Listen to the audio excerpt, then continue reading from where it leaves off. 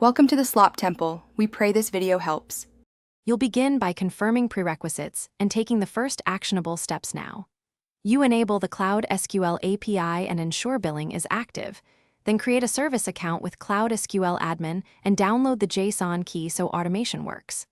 Next, choose the database engine, MySQL, PostgreSQL, or SQL Server. Select an instance tier and region based on latency and cost. Once done, reserve an instance name and set basic flags so the console can launch the instance immediately. Now you configure and secure your running instance step by step. You pick machine type and enable storage auto-scaling, then set a maintenance window to control restarts. Make sure these match workload patterns. For connectivity, choose private IP or whitelist authorized networks and enable SSL/TLS to encrypt traffic. Create database users and apply least privilege IAM roles for service accounts. Finally, enable automated backups and point-in-time recovery so you can restore quickly if needed. Finish by deploying your application and validating end-to-end connectivity.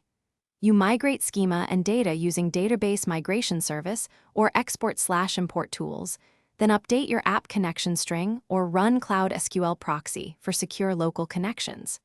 Test queries and performance under expected load. If something goes wrong, check IAM permissions first, then confirm network settings and SSL certs. Use cloud logging and error exports to pinpoint failures.